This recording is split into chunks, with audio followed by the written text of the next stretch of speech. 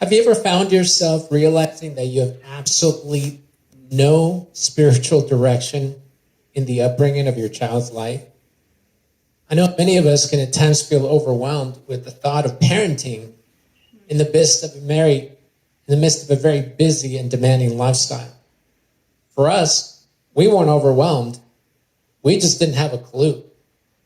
Thankfully, it took some dear friends of ours to sit down and lovingly encourage us without browbeating us on the idea of being just a little bit more intentional. That is when we became very overwhelmed. That's right. My name is Raul. This is my wife, Veronica. We've been married for 20 years, and it's been an amazing journey. I became a disciple in 1994. My wife became a disciple in the year 2000. We got married in the year 2002, and we started off strong. Our marriage was strong. Our relationship with God was strong. But somewhere along the lines, we wavered, and regrettably, we walked away from our faith in the year 2005, and we left the church. We had no idea how much of a negative impact this was going to have on our relationship with God, but also in our marriage and in our parenting. We have 2 kids. Our daughter is 24, and our son is now 13 years old. And while our time away, we unfortunately regressed. I regressed the most.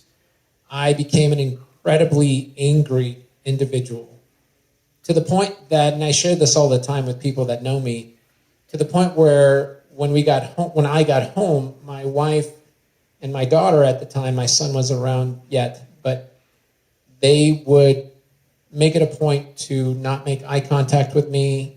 They would try to be on their best behavior because they knew that anything would set me off.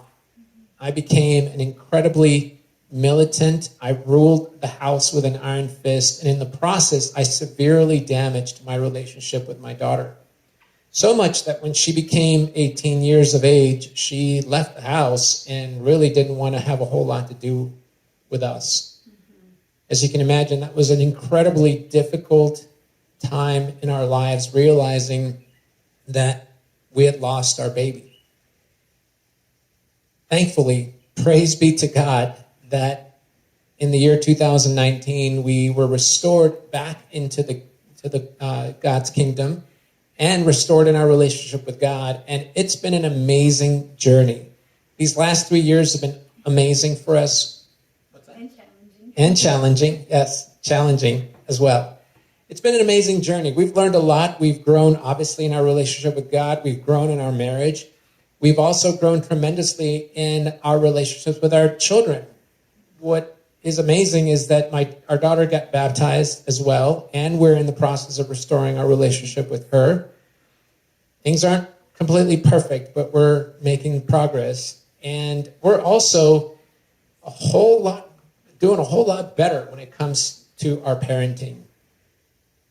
One of the things we wanted to share about was, one of the things that we recognized was challenging thoughts was, is it possible to train your child at 11 years old, knowing that we really hadn't been doing a whole lot of training before that? Mm-hmm. And the answer to that is a resounding yes. It's really never too late because you never really stop being a parent. One of the things that we just had to come to realization is to just be intentional and just start taking a step forward and do something, anything, just start somewhere. And for us, one of the 3 things I think that really helped us come into, convictions, realizations that we wanted to make sure we wanted to grow in are 3 areas, and I'll have my wife share a little bit about that. So these are the 3 areas that were just life-changing for us, is asking God for lots of wisdom. The other one is to believe that all of our questions, all of the answers to our questions are in God's Word. And then the last one is recognizing that God gave us this mandate to train up our children so that we can help them be restored back to a true and right relationship with their creator, their loving creator. So these three things were just revolutionary for us to be able to believe and put them into practice. So now, of course, we didn't go off and reinvent the wheel. So we recognized that starting with just basic virtues was the best thing for our family, and it worked out great because we didn't want to complicate things. And so some of the basic virtues we started working on was honesty, obedience, kindness, self-control, consideration of others, cleanliness, and being responsible for chores around the house, responsible for his things in his room or cleaning. Well, that's part of cleanliness. But anyway, these are some of the basic virtues that we decided to focus on. And in implementing them, we also didn't want to complicate things. So we started with one virtue at a time. Me and Ethan would work on one virtue. We just hung out on the couch very casually, looking up scriptures, and we worked on that one virtue for a couple of weeks. Maybe every single day we looked up scriptures on that virtue, and we looked up at examples from God's word, and we also talked about how he can implement these virtues while he was playing video games with his friends, with mom and dad, first-time obedience, being kind, being respectful towards adults. And we also asked a lot of questions. Well, how can you implement these virtues in your day-to-day situations? And so he would have to come up with ideas and examples as to how he was going to implement these virtues in every single day life situations. And the other thing that I think it's really important is the follow-up.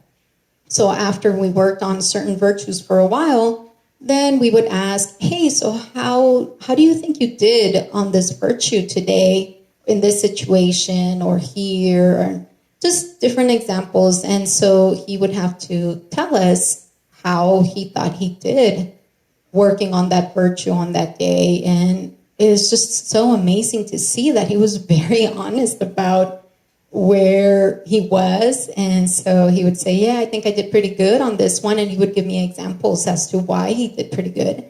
Or he would say, no, I think I didn't do very good at exemplifying that virtue today or in this particular situation, or whether it was a conversation, whether it was the way he responded to me, whether it was just anything I asked of him, or in his interactions with other people. The other thing we did is we worked through these virtues during breakfast time because that's when we have the time and that's what works for our family. So there it is. We just started with basic virtues and we didn't overcomplicate things. Yeah, I think my wife put it best. We didn't reinvent the wheel. There's so many devotionals out there on virtues, and I'm really encouraged and happy to say that when people ask us what we're working on with our children or our son, we don't have that deer in the headlights look. In fact, we're very intentional. And we didn't reinvent the wheel. We just started focusing on virtue, and sometimes it would be very specific and organized. Most of the time, it was organic conversations that would just come about through our day-to-day lives. And we're grateful that now we can share about the fact that our son became a disciple in May. He became baptized in May of this year, and our relationship has dramatically improved. It's so much different now. And it simply started with this whole concept of just being intentional. Thank you, guys.